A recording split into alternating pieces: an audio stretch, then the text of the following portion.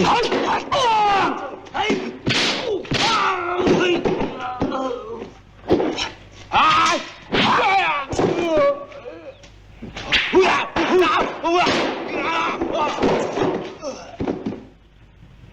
Yeah. You got the box?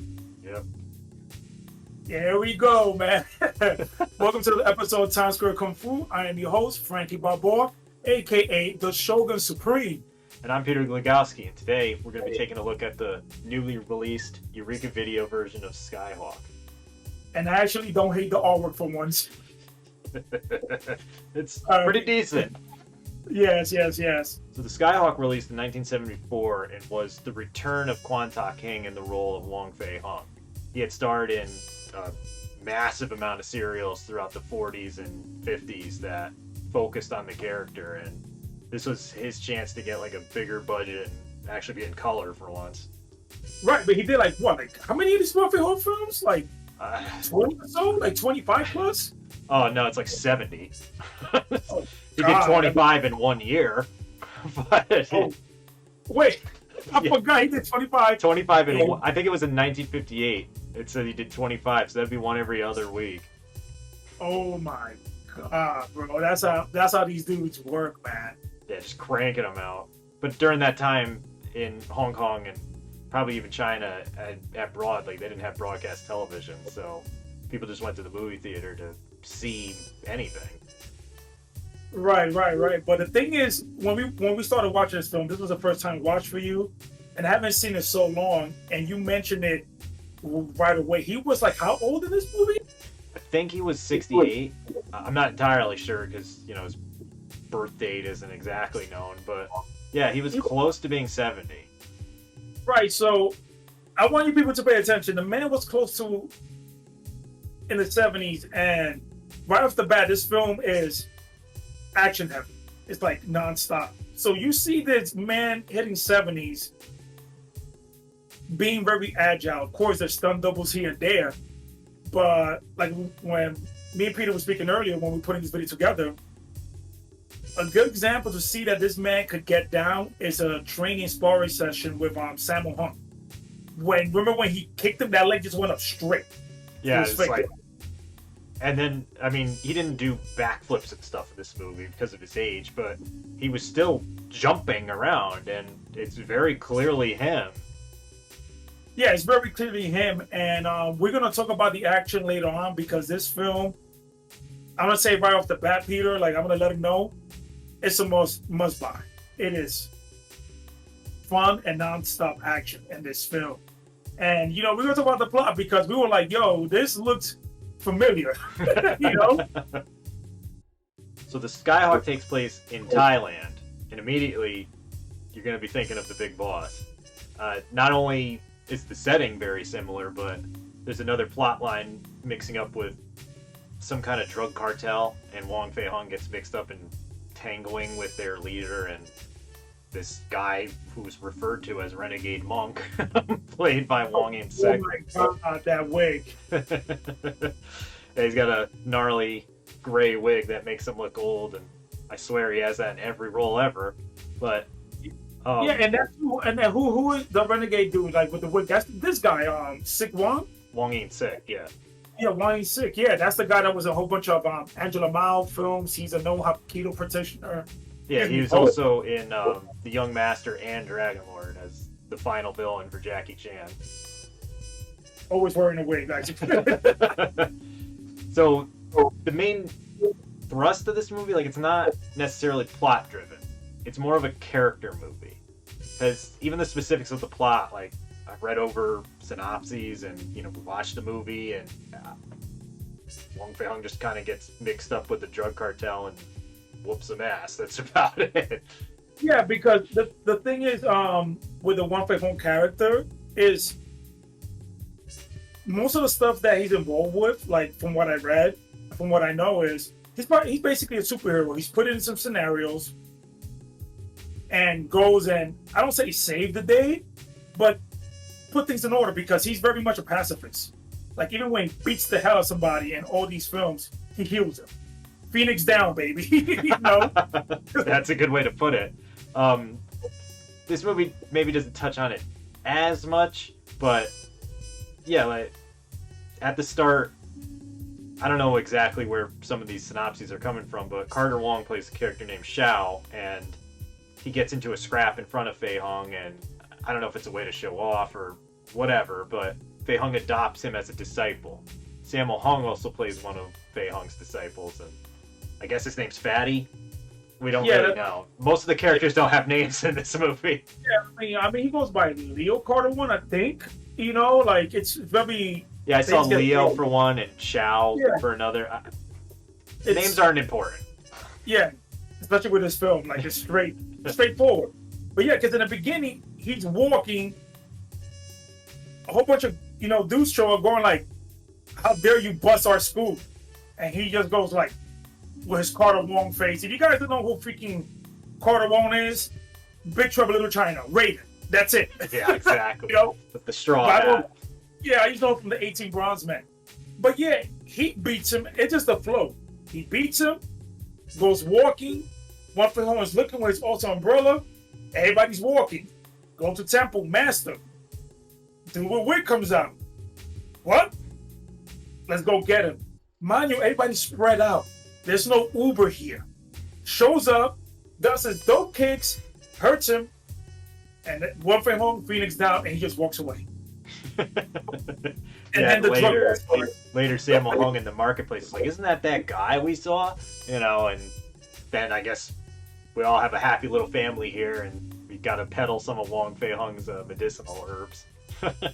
Yeah, but like you mentioned earlier, this is more of a character-driven thing, and you get to see Wong Fei Hung's philosophy throughout this film. Yeah, and how his students keep screwing it up. Yeah, and that's something that I was like, I feel like that's the Wong Fei Hung's trope. Like, let's put this man in the situation to see if he breaks character, and he never does. Especially in that scene with the tea. Oh my god. Yeah. Well, I had to take a second because Frankie was talking about something. I was like, I don't know what the hell you just said. That scene was really intense.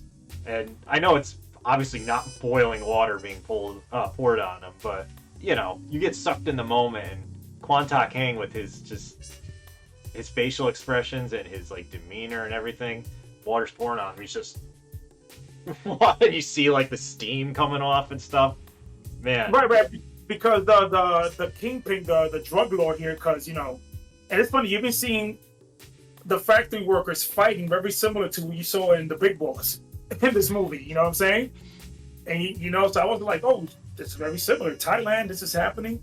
But the drug lord eventually recruits this rogue master because he has no name. The renegade monk.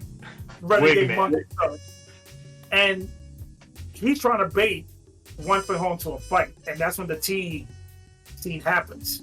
So you get to see how Wong Fei Hung is a man of morals, ethics, all this stuff. Because there's a scene that I found, and it was a small detail. It's like in the beginning when he's having dinner when Carter Wong was newly recruited. Sammo Hung is sitting at the table, and Carter Wong is looking at Nora Miao. And he's like smirking and everything. Wong Fei Hung looks at Sammo Hung like, yo, fix your shirt. While they're eating at the table. So, he's like everybody's uncle and dad, Yeah, he's the very ideal of the Confucian man. And that's exactly what Wong Fei Hung was, And I guess Kwan Tak-Hing had it down to a science. He had it so much down to the science, and we spoke about this earlier. The man, he became Wong Fei Hung in real life. Like I told you earlier, the man, when he semi-retired, he opened a herbal center where he sold his branded soup and ointment for bruises. He had a martial arts school.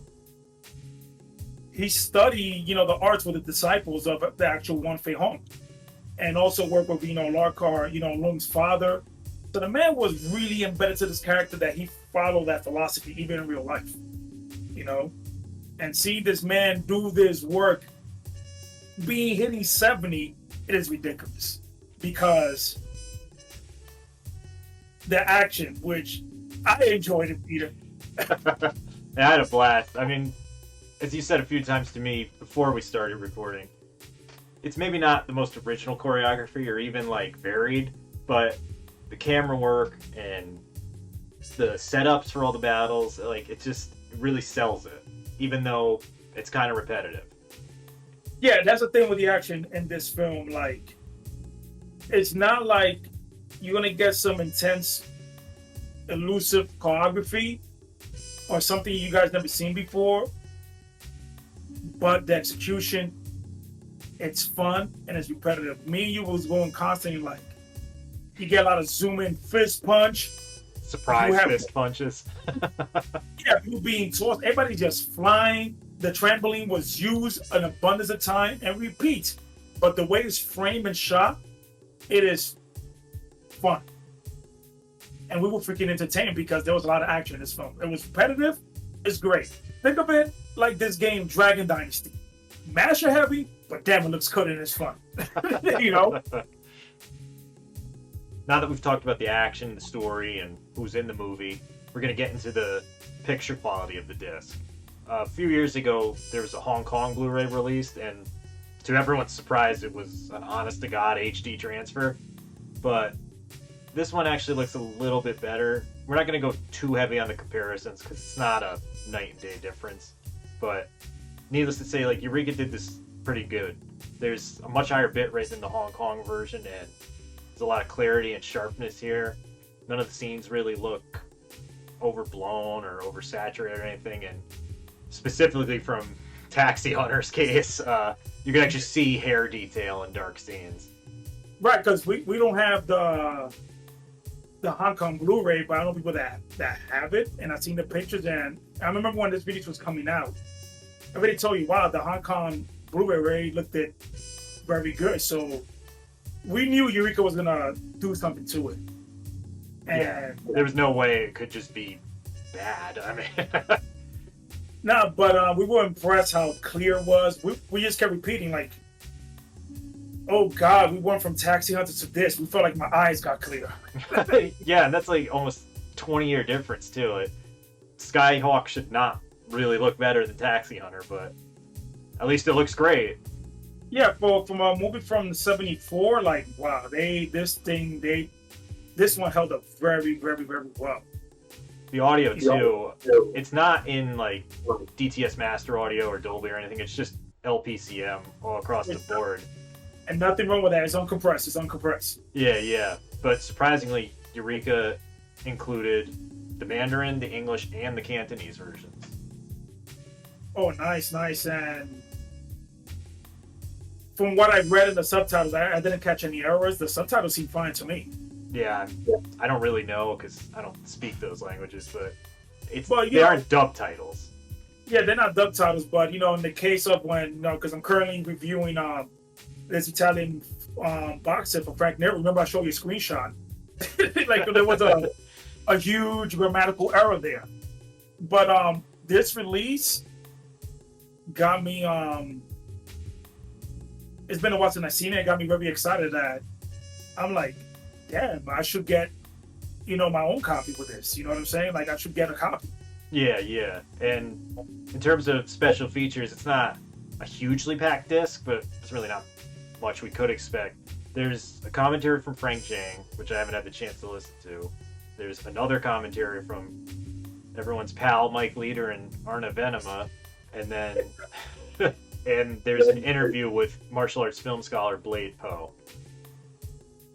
I mean, as you guys heard throughout, the video, Kwan Tak-Hing, there's so much detail and history about this man.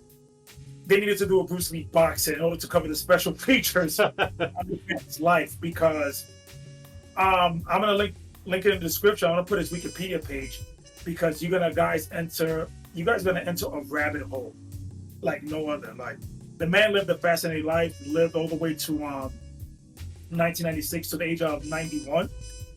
And what's fascinating is, when we were speaking earlier, I told you who the villain was in the first Wong Fei Hung film it was in, and it was your boy.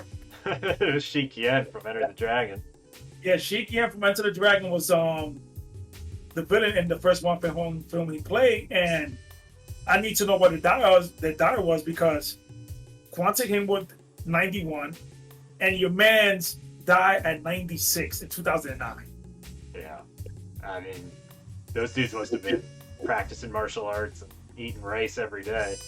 That's what he did, man. I mean, he practiced martial arts since since a very young age. Chinese opera house, part of a Chinese troupe. Like even freaking the Japanese soldiers put a hit on him while he's doing his little patriotic thing. Dude, read his Wikipedia. I'm gonna link it. There's a lot of stuff on this man. That dude lived a very action movie-esque life. Yeah, definitely check this out. And I was entertained with this film, and usually I don't blatantly say I highly recommend it. You say, I enjoyed it, you should rent it. If this film was available for rent, I would say screw that, buy it. But I just remember right now, and this is not a sponsored video. No. Now, because I'm looking through my reflection on the camera and all this other jazz. This thing is streaming on Hi-Yah TV. Wogo, pay me. But Peter, highly recommend it or not, bro? Oh yeah, absolutely. It is a British release though, so region B coded, and I'm not sure if anyone's picking it up for a US release. But if you have the means of playing it, like a region-free player, you can rip the disc, then yeah, just buy it. It's great. Yeah, or if you're from America, you don't have a region-free player, do the 7-day trial on Hi-Yah, and if you stay there, it's less than freaking $4 a month. They have a great catalog and everything. I'm definitely gonna put a video on them because of Hi-Yah TV, Tubi. I've been discovering movies even myself. A lot of people think I have this big encyclopedia. No, I just like the stuff that I like and remember. And thanks to the circle we have online, we share films. That's what we do. We share films. We learn from each other, and people put each other on all the time. Yeah, exactly. I mean? But yeah, we're gonna wrap this up because eventually we keep going. This video is gonna turn into a Kwan Tak-Hing documentary. That man needs one. He definitely need one, man. But we're gonna wrap this up. Highly recommend it. Pick it up. It comes out officially this Tuesday. This Tuesday it comes out, right? Yeah. I hope I got that right. Yes, this Tuesday. Because you know what I didn't get right? I didn't get freaking Dynasty Warriors right. I said Dragon Dynasty. Oh God. He's gonna let it slide, but yeah. Yeah, man. But you guys, as always, like, share, and subscribe. And until the next one. Peace.